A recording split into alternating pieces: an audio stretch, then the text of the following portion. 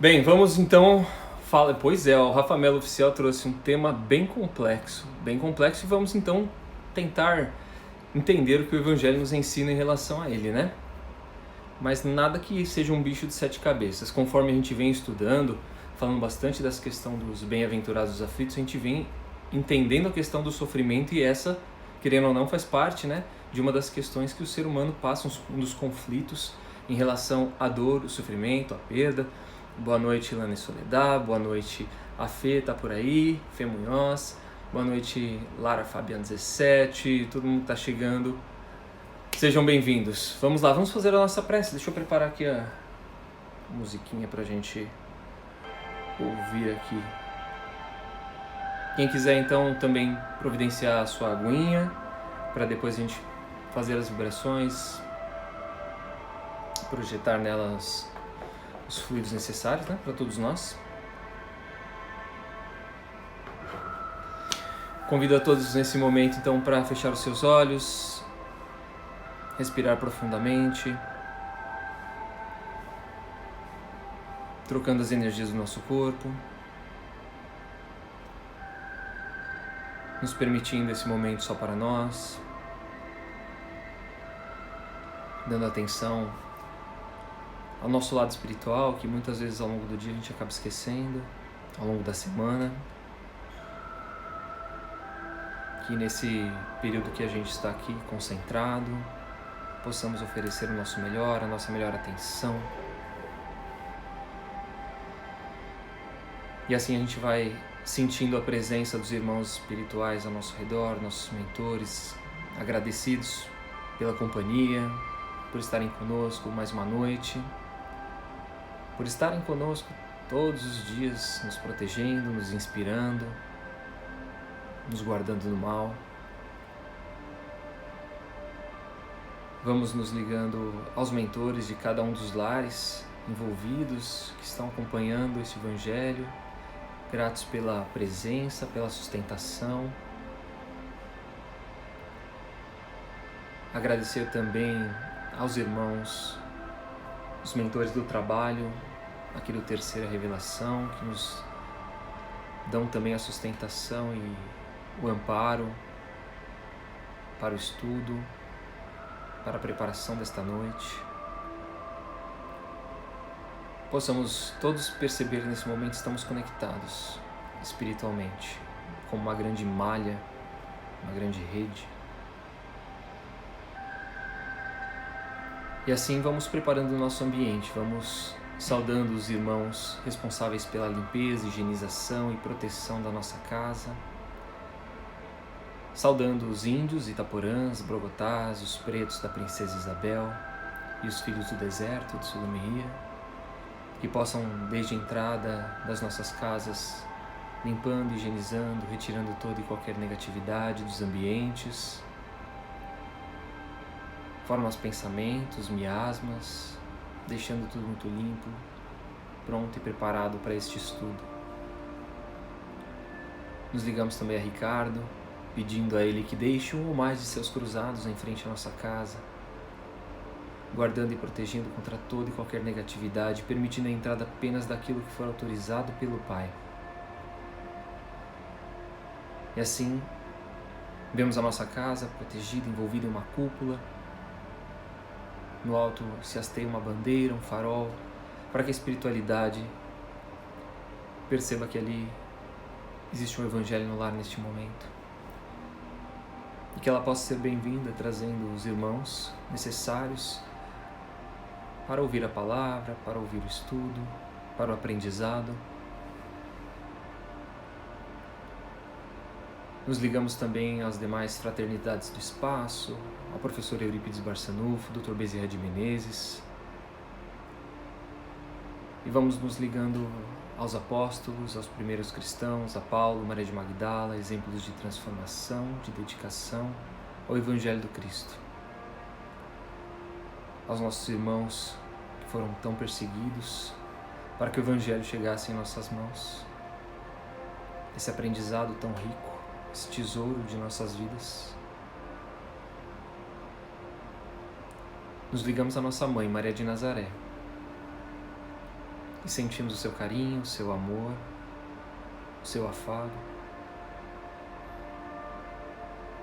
E ela nos dá as mãos e nos leva até o Cristo. E agradecemos este irmão por tudo que nos deixaste, por todos os ensinamentos, exemplos de vida. E agradecemos ao Pai pelo dom da vida, por estarmos juntos neste momento, por termos saúde, a nossa família, trabalho, estudo. Mesmo que não tenhamos, que sejamos gratos pelas lições deixadas. E assim, Pai, damos início a esse Evangelho, dizendo: Pai nosso que estais nos céus, santificado seja o teu nome. Venha a nós o vosso reino e seja feita a tua vontade, assim na terra como nos céus. O pão nosso de cada dia nos dai hoje. Perdoe as nossas ofensas, assim como nós perdoamos a quem nos tem ofendido. E não nos deixes cair em tentação, mas antes livra-nos de todo mal. Que assim seja. E assim damos por iniciado o Evangelho desta noite. Sejam todos bem-vindos mais uma vez. Bem, fiz o início musical, mas já repito, vou falar de novo. Quem quiser, quem manjar de música, melhor que eu, claro. Pior também, mas o que importa é vontade, né? Se eu tô aqui, quem quiser tocar, fica à vontade, ou indicar alguém para fazer uma preparação pra gente, vamos estar de peito aberto aqui esperando esse momento que nos deixa mais elevados. Boa noite, Jane Carleto, boa noite quem entrou durante a prece. A Grace já estava toda dançando aqui, né? Lelelelele, viva a alegria, isso aí. Tá no clima. É isso, gente. Então, hoje nós vamos falar sobre esse tema, como o meu xará, o Rafa Melo falou, né? Polêmico. Tem muito tema polêmico que dentro do Espiritismo não se gosta de falar, né? Ou então se fala só nos momentos que acabam sendo bastante oportunos, que nem esse. Quando a gente fala, semana que vem a gente vai falar sobre o suicídio, então quando você fala em suicídio, você acaba lembrando de Setembro Amarelo, de prevenção. Então, no mês de setembro a gente vê muita live sobre esse tema, natural, é claro, né? E acaba esquecendo bastante o resto do ano. Então é pertinente a gente falar e não pode fugir desse tipo de assunto. A gente tem que, claro, destrinchar ele para que a gente compreenda os porquês, por que esse tipo de coisa acontece, né? Ô, Jane, você volta no comecinho lá depois, quando a live acabar, você assiste de novo, não tem problema. Perdeu a música, mas se quiser acompanhar, depois tá fácil. É só pegar a live gravada. Então vamos lá. Evangelho segundo o Espiritismo, capítulo 5, está acabando. Bem-aventurados os aflitos, item 28. Aí a pergunta, ela é feita por... Pergunta é feita por Kardec, né? Que é respondida por São Luís, Paris, 1860. A pergunta é a seguinte: um homem agoniza, presa de cruéis sofrimentos. Sabe-se que o seu estado é sem esperanças. É permitido poupar-lhe alguns instantes de agonia, abreviando-lhe o fim? Eu vou fazer a leitura corrida hoje, porque esse item é bem curtinho, e aí a gente vai lendo, entendendo o que ele quer dizer e o que ele nos traz de informação, tá bom? Mas quem vos daria o direito de prejulgar os desígnios de Deus? Não pode ele conduzir um homem até a beira da sepultura para em seguida retirá-lo, com o fim de fazê-lo examinar-se a si mesmo e modificar-lhe os pensamentos? A que extremos tenha chegado um moribundo, ninguém pode dizer com certeza que soou a sua hora final. A ciência, por acaso, nunca se enganou nas suas previsões? Bem, sei que há casos que se podem considerar com razão como desesperados, mas se não há nenhuma esperança possível de um retorno definitivo à vida e à saúde, não há também inúmeros exemplos de que no momento do último suspiro o doente se reanima e recobra suas faculdades por alguns instantes? Pois bem, essa hora de graça que lhe é concedida pode ser para ele da maior importância, pois ignorais as reflexões que o seu espírito poderia ter feito nas convulsões da agonia, e quantos tormentos podem ser poupados por um súbito clarão de arrependimento. O materialista, que só vê o corpo não levando em conta a existência da alma, não pode compreender essas coisas, mas o espírita, que sabe o que se passa além túmulo, conhece o valor do último pensamento. Aliviai os últimos sofrimentos, o mais que puderdes, mas guardai-vos de abreviar a vida, mesmo que seja apenas por 1 minuto, porque esse minuto pode poupar muitas lágrimas no futuro. Ele é bastante claro aqui e dá pra gente entender muita coisa baseado em tudo que foi nos trazido. Então vamos lá. Qual que é o objetivo então da gente compreender este item do Evangelho hoje? É a respeito do erro que se incorre aqueles que procuram abreviar a vida de alguém, mesmo que a pretexto de impedir-lhe o sofrimento, enfatizando a finalidade útil do sofrimento prolongado. Quando eu terminei de fazer a leitura, me vieram alguns itens, assim, algumas coisas na cabeça. Então, o que me veio à cabeça? Eutanásia, que é uma das coisas que a gente vai falar, né, no texto, ele fala claramente sobre eutanásia. Ele me lembrou a morte do Paulo Gustavo, daquele último suspiro que ele acabou dando, que virou um tema bastante discutido no meio espírita na última semana, e também as questões de experiência de quase morte. São 3 itens bem diretos que ele acaba trazendo aqui. Vamos lá, vamos começar a entender. Então, claramente, o que ele explica? Ele explica que a duração da nossa vida é determinada por quem? Por nós, homens, ou por Deus? Quando nós fazemos um planejamento reencarnatório, fica lá, nós não lembramos, né? Mas a espiritualidade tem lá registrado o que foi combinado, o que nós já sabíamos provavelmente como se daria a nossa vida. E aí a gente pode ou não abreviar numa situação como essa. E quem que dá essa liberdade? Né? Então ele deixa claro que só Deus nos dá vida, e apenas Deus compete tirar essa vida.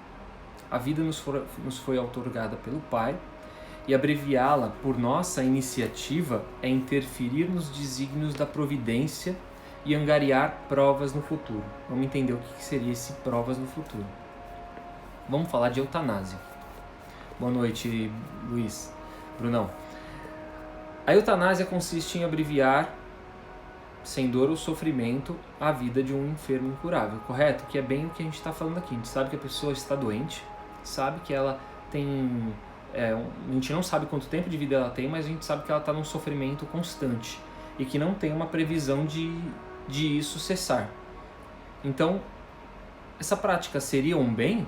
Estaremos fazendo um bem, cessando essa dor, essa agonia que o espírito venha sofrendo, né, o doente?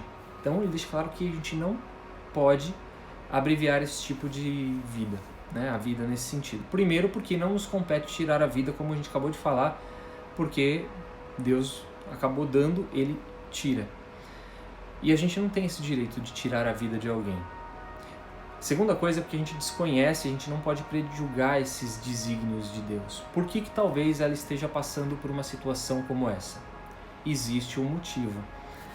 E aí quando ele fala lá de angariar provas para o futuro, são essas mesmas provas que se está talvez colhendo nesse momento. Então a situação que a criatura passa de necessidade de estar naquele estado de vegetativo, semi-vegetativo, o estado que nem viveu, né, o Stephen Hawking, que tinha uma doença degenerativa. Então assim, você olha para a criatura e fala assim, como a criatura consegue viver dessa forma? A gente que graças a Deus tem tudo, né, saudável, e você vê uma pessoa numa situação dessa, a gente acaba sentindo a dor do outro, e a gente pensa, nossa, que sofrimento que deve ser para essa, que tortura, vamos abreviar a vida dessa pessoa. Então a gente não tem o direito. A terceira situação que ele traz aqui é algo que a gente vem estudando já há muito tempo durante esse capítulo, que é a morte física não determina o sofrimento. Então a criatura está sofrendo, se a gente abrevia, aquele sofrimento faz parte do corpo ali, né? Se ela estiver muito conectada àquilo, ela vai acabar dando sequência, se ela não estiver desconectada materialmente, né? Ela vai dar sequência, vai desencarnar e vai continuar sentindo aquelas dores pelo perispírito dela, até ela ter essa sensação e sentimento, entender que ela desencarnou, e tem a questão da matéria. E ainda tem outra, a gente pode, eu preciso passar por essa provação, preciso passar por essa situação e eu interrompo a vida. O que acontece? Esse gapzinho aí de sei lá quanto tempo de vida que talvez eu teria, talvez eu precise resgatar ele ou vivenciar ele numa outra encarnação, porque eu tinha esse tempo necessário de aprendizado e eu não tive, faltou ele. Então é muito, muito sério isso. Eu estou falando aqui, está falando de eutanásia, uma situação direto de abreviar a vida, mas a gente pode pensar também na pena de morte, a gente pode pensar também na questão da execução. Então tirar a vida não é só, né, no caso da doença que ele está citando aqui. Então podemos usar outras referências para esse mesmo exemplo, que não a pessoa doente. No Consolador, Emmanuel diz o seguinte: o homem não tem o direito de praticar a eutanásia em caso algum, ainda que a mesma seja a demonstração aparente de medida benfazeja. Então, assim, tem outra situação. Nós devemos abreviar a vida de pessoas portadoras de doenças que, segundo a ciência, não têm cura? No caso lá, como eu citei, do Steve Hawking, pessoas com HIV, uma doença que não tem cura hoje, né? Pessoa tem o câncer, ele consegue se curar. A hora que ele está num estado, né, de metástase, a gente sabe que a pessoa tem uma contagem regressiva. E aí ele diz o seguinte: em se tratando de moléstia, nunca podemos afirmá-la incurável, porquanto a todo instante novas descobertas científicas surgem, consoante a permissão do Pai. Sendo assim, como podemos ter certeza que algo incurável não possa ser curável amanhã? E é muito curioso isso que ele traz, né? E vou voltar no caso do HIV que eu citei. Há 30 anos atrás a pessoa se contaminava e ela já praticamente tinha decretado, né, o tempo de vida. Ela já sabia que ela não ia durar muito tempo, porque a doença, né, consumia o corpo daquela criatura. E vivemos quantos casos nos anos 80, não é verdade? Hoje em dia a gente sabe que a pessoa ela consegue viver muito bem com a doença, com saúde. O coquetel de remédios que se toma consegue prolongar com qualidade a vida das pessoas. Então, se a gente interrompe hoje, amanhã talvez tenha a solução, tenha a cura, e a gente deixou de dar a oportunidade daquela criatura para ela viver. Boa noite, Jailma Tassiana. Vou ler aqui o que o Rafa falou. Até porque existem casos de pessoas que os médicos dizem que a pessoa tem X anos de vida, porém a pessoa persiste e vive por mais anos. Exatamente, vamos falar disso também. Quantas situações. Eu conheço pessoas que sofreram acidentes, ficaram em coma e estavam desenganadas pelas sequelas que aquela doença acabou deixando antes ou durante o coma da pessoa. E a pessoa, ela sobreviveu. Ela acordou do coma, teve as sequelas naturais, mas ela consegue viver bem hoje. Então, olha que coisa, se a família naquele momento abreviasse a vida daquela criatura, ela teria deixado de viver, né? Teria perdido a oportunidade da vida naquele momento. O sofrimento prolongado traz benefício para o espírito. Então, a pessoa estar no estado vegetativo é um sofrimento prolongado, constante. Será que ela vai ter benefícios? E aí, é claro que a gente entende que sim, né? Novamente, por tudo que a gente estudou nesse capítulo do Bem-aventurados os aflitos. Nada ocorre sem a permissão de Deus e sem que tenha uma finalidade útil. O sofrimento, ele constitui no corretivo indispensável para o espírito que errou e se prolonga de acordo com a necessidade deste. Impedir esse sofrimento é tirar a oportunidade da pessoa que tenha de se regenerar perante o Pai, perante a si mesmo. E aí a gente vai compreendendo, né, sem o julgamento. Uma coisa que a gente sempre fala aqui é isso, que a gente observe a situação que a pessoa está e não pense assim, ela está aí porque ela mereceu, na outra encarnação ela fez isso. Não, a gente não pode olhar com esse olhar, tem que tomar muito cuidado, se policiar muito. A gente tem que olhar com um ar de empatia, como a gente viu no estudo da semana passada, a gente tem que tentar auxiliar o máximo possível aquela criatura, porque ela já passa por uma encarnação difícil, dificultosa, sofrida, e se a gente tem a oportunidade de auxiliar, nós não vamos tirar Nós não vamos tirar todo o sofrimento dela, mas a gente pode amenizar aquela provação que ela tem passado. Mais uma vez, Emmanuel, em O Consolador, diz o seguinte: a agonia prolongada pode ter finalidade preciosa para a alma e a moléstia incurável pode ser um bem, como a única válvula de escoamento das imperfeições do espírito em marcha para a sublime aquisição de seus patrimônios da vida imortal. Que finalidade, então, teria uma vida vegetativa para um espírito? Enquanto existe a vida física, o espírito está ligado ao corpo. Então a gente, às vezes, não consegue ter essa percepção, né? Ver uma pessoa no estado vegetativo, a gente acha que o espírito já nem está mais lá, mas de forma alguma. Até porque aquele espírito está animando aquele corpo. Onde ele está, como ele está, o que ele está fazendo naquele momento, provavelmente é como se fosse uma prisão mesmo, porque ele precisa fazer as coisas e o corpo não reage. Estava conversando com esse mesmo amigo meu que teve essas sequelas hoje, e aí ele me contando justamente dessas sequelas. Não é uma pessoa que ficou no estado vegetativo, mas ele tem determinados comandos que ele dá, o cérebro não entende e não reage, então ele não consegue movimentar um lado do corpo, por exemplo. E ele, do dia para a noite, deixou de fazer isso. Então é até importante o quanto de valor a gente dá, né, para o nosso corpo físico. Estando o espírito sempre ativo, o corpo moribundo pode propiciar-lhe reflexões de valor inestimável. É como se fosse uma prisão mesmo, mas uma prisão para que você se conscientize, se alerte. E é muito curioso também, uma pessoa no estado vegetativo, ela tem um amparo muito grande muitas vezes das pessoas, né? Tem um amparo principalmente espiritual, porque as pessoas ao redor, na esperança, na fé, acreditam muito que essa pessoa pode retornar a viver, né, do jeito que ela vivia antes, ou sair desse estado vegetativo. E aí ela é irradiada ali de energia, de preces, de vibrações, de música. Falo isso porque eu vivenciei um caso desse e é muito curioso, né? Então a pessoa, ela, numa situação quase que forçada, ela se vê obrigada a cuidar do espírito, não mais do corpo. E aí as vaidades, o orgulho, vai tudo pro ralo, né? Tudo que a pessoa acabou fazendo ao longo da vida, por conta das aparências, ela deixa de existir, né, num instante. Então, voltando, o corpo moribundo pode propiciar-lhe reflexões de valor inestimável que o auxiliarão na retomada do caminho do bem, se porventura ele acabou se desviando. Isso também traz o aprendizado para aquela criatura que está naquele estado. Mas e as pessoas que estão ao redor? Já pararam para pensar o aprendizado que tem as pessoas que estão ao redor desse tipo de situação?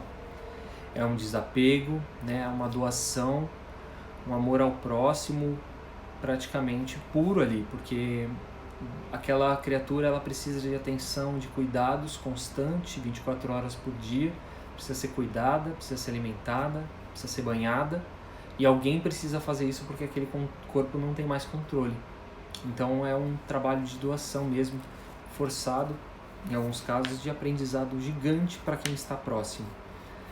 Os desígnios de vida divinos são insondáveis e a ciência precária dos homens pode não decidir nos problemas transcendentes das necessidades do espírito. Então a gente acaba, às vezes, também maldizendo, né?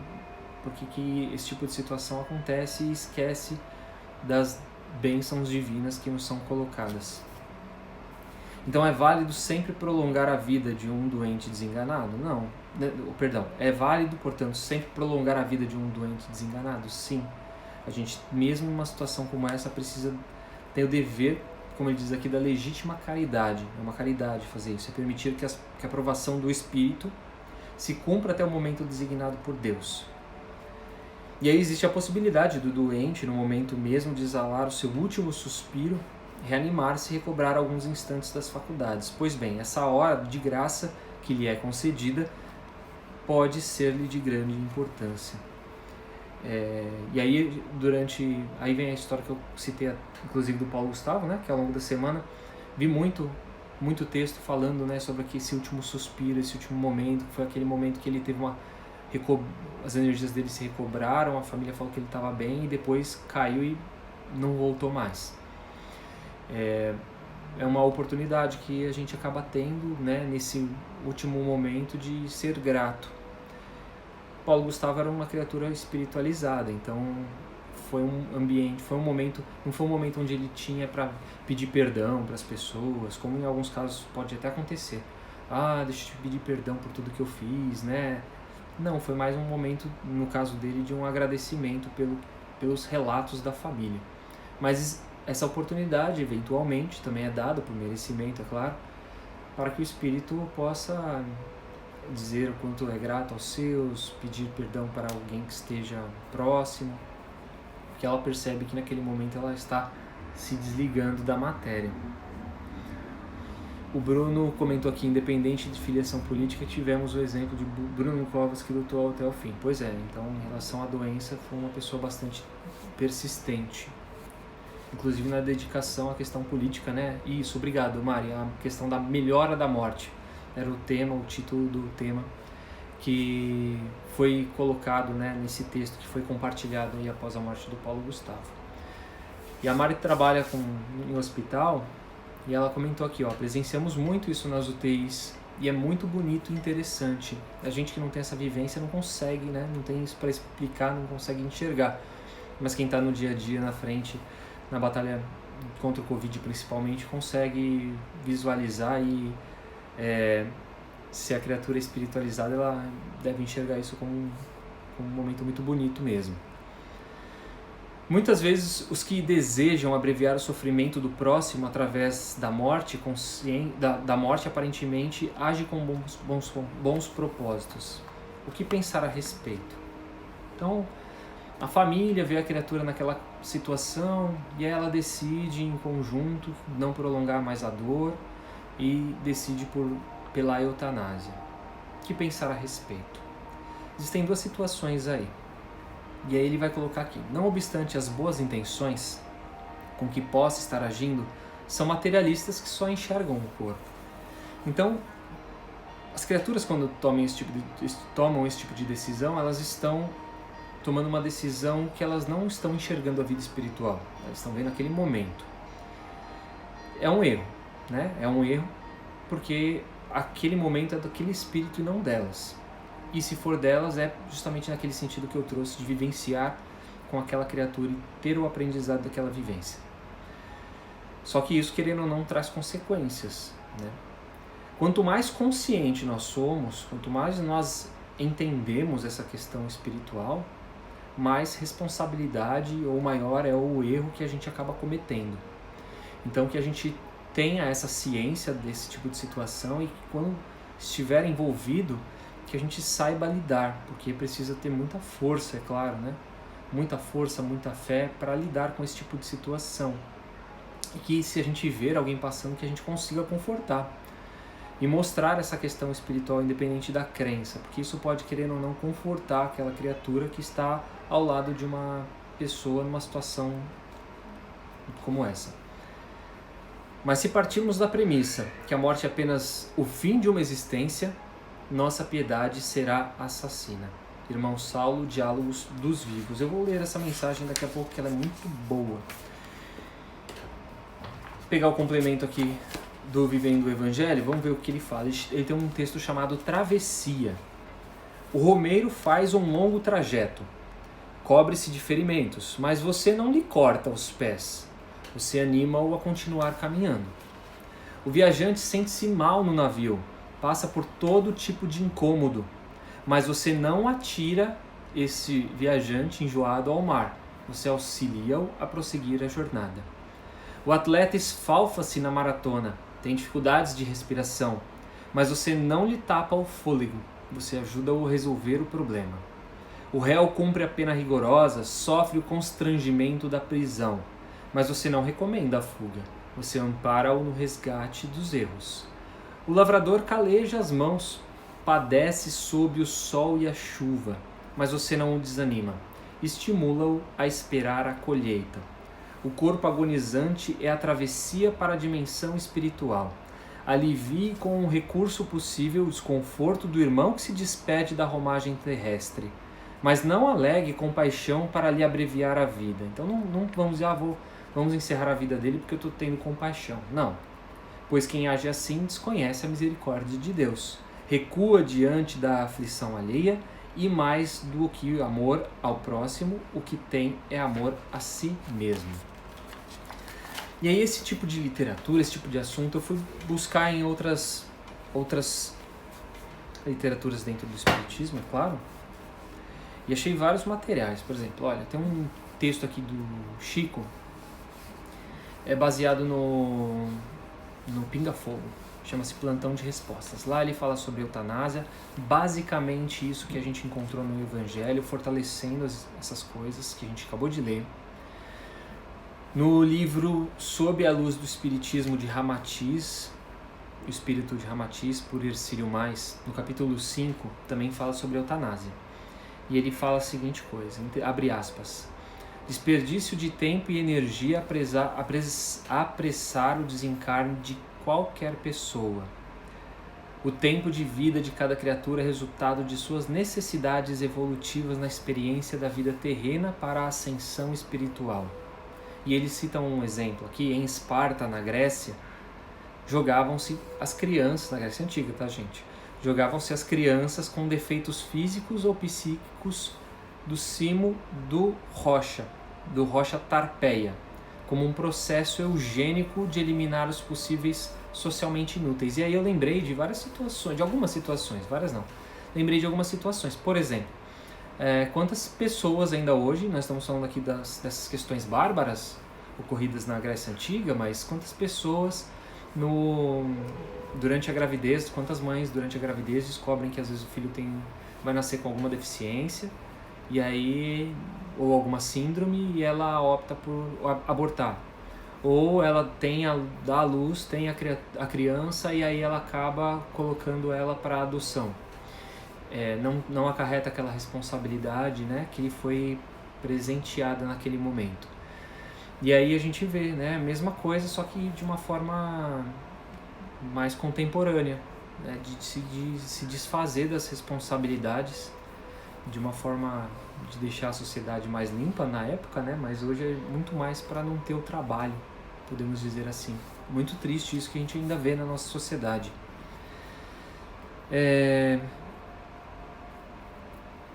Tem uma outra questão que ele traz aqui, e se o doente consciente pede para cessar a vida? A gente falou muito, né, da família, falar para interromper, e às vezes o doente está consciente e ele pede para que os médicos, para que a medicina cesse a vida dele. E o que seria isso? Aí a gente vai entrar no nosso tema da semana que vem. Ele considera como um suicídio consciente.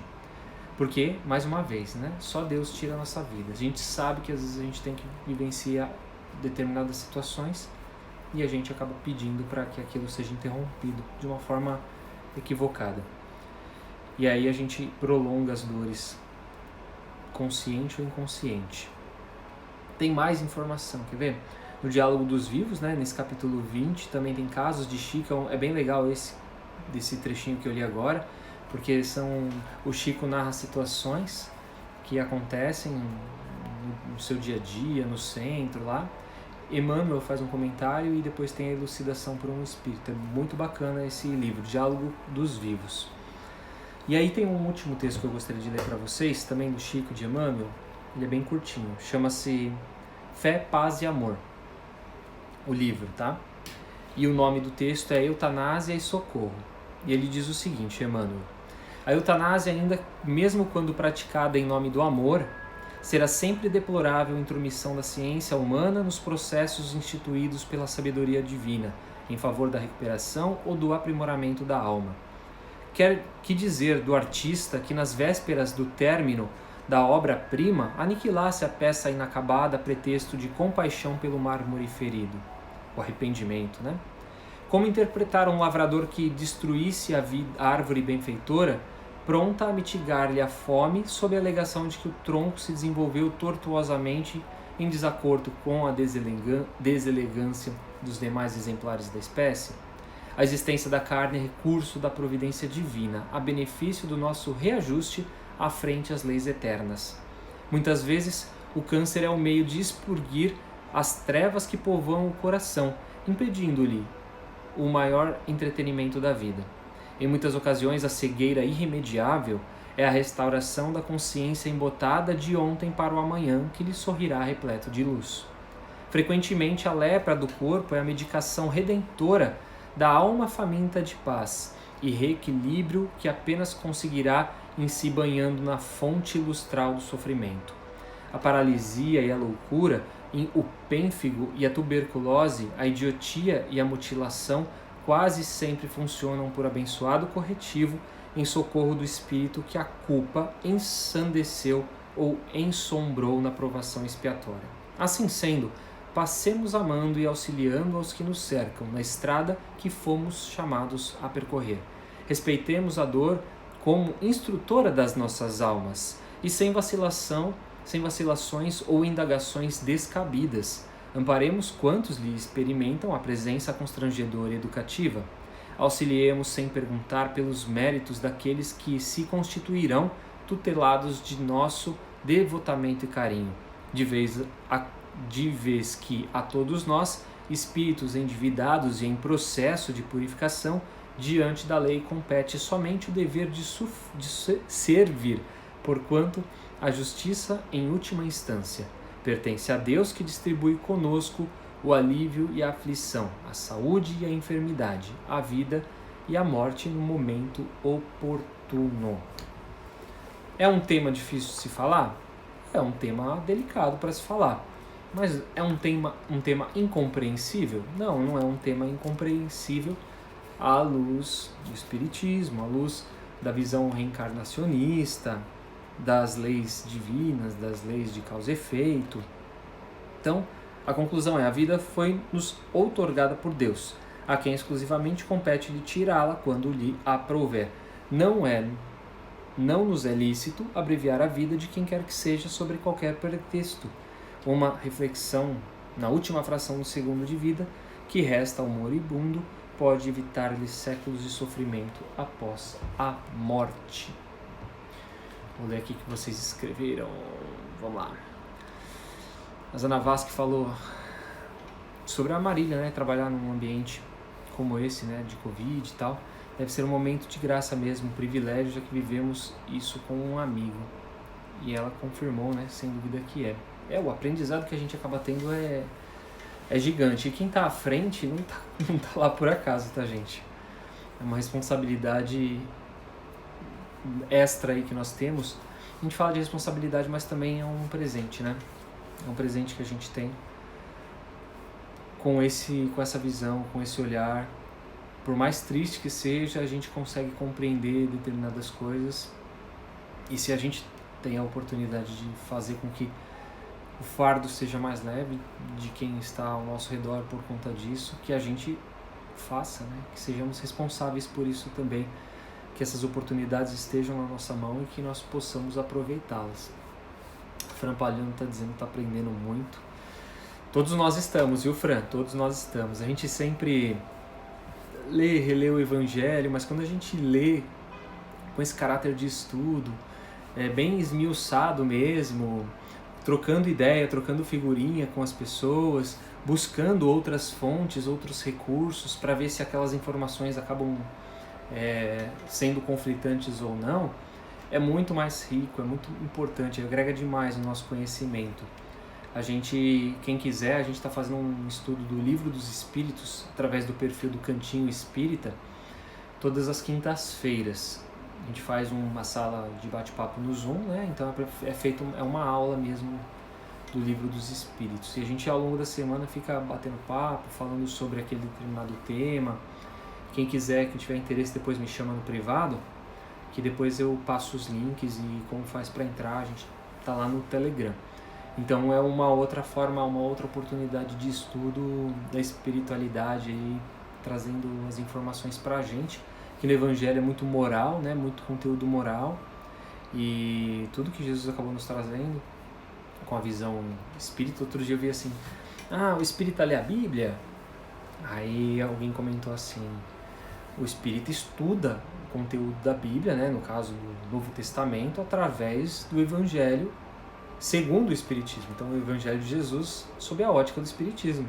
Então nós estudamos parcialmente a Bíblia.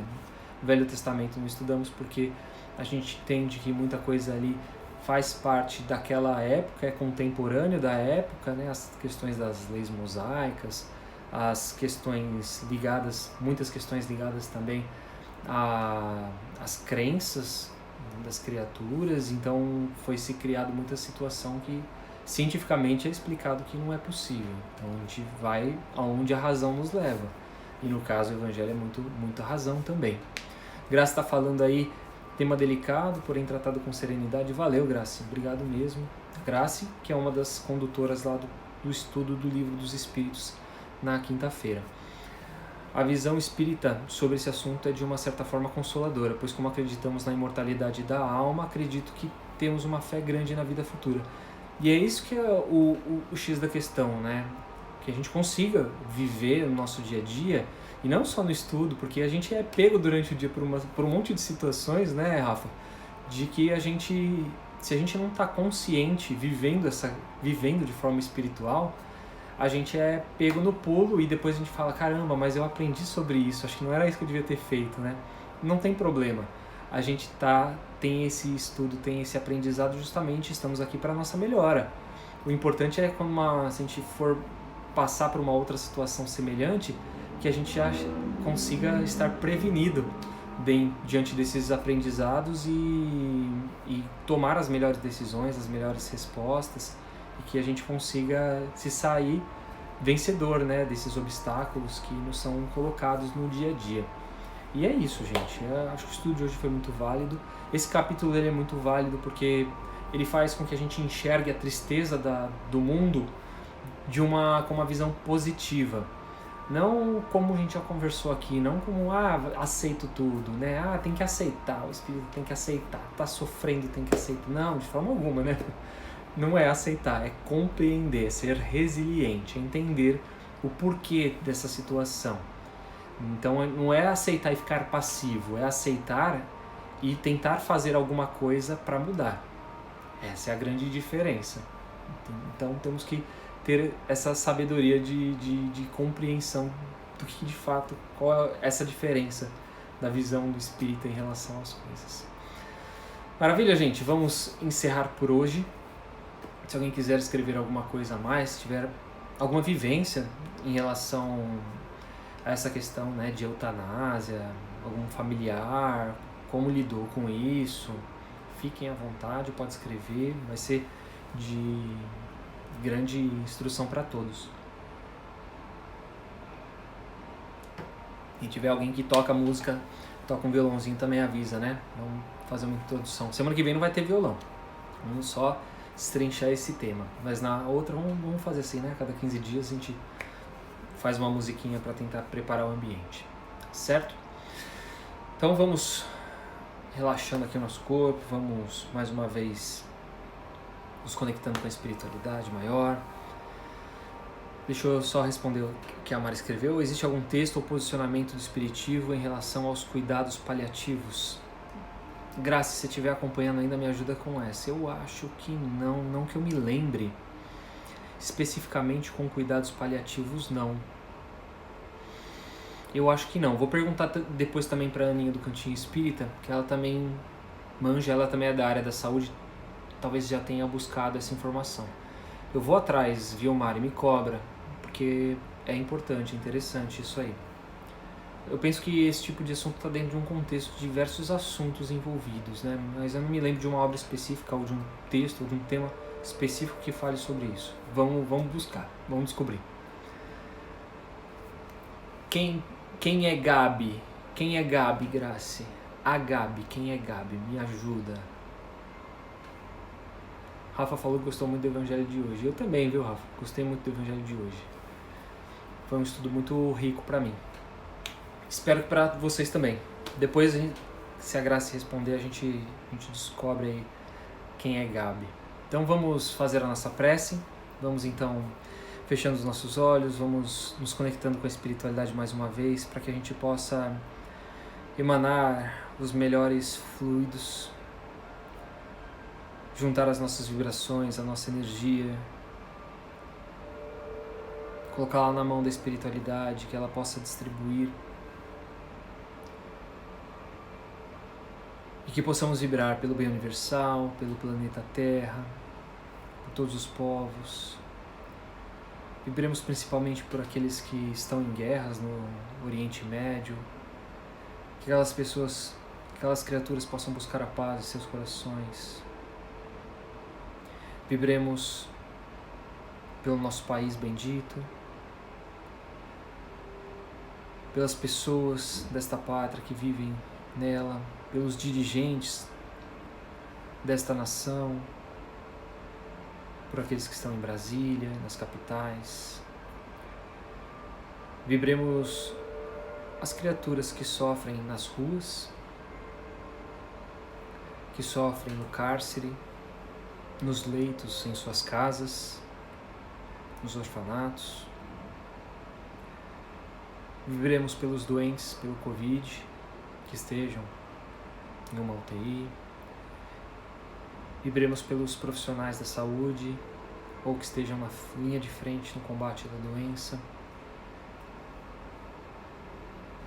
Vibremos também aqueles que estão nos laboratórios em busca sempre da renovação através da imunização, da vacina. Vibremos pelas pessoas que perderam a vida por conta da Covid, pelos seus familiares. Vibremos pelas pessoas que estão em nossas casas nesse momento. Pedimos para que a espiritualidade, através das equipes do Dr. Bezerra de Menezes, possam colocar os fluidos necessários nas águas. Vibremos por aqueles que não puderam acompanhar o Evangelho neste momento, que estão vendo depois pelo Instagram, pelo YouTube.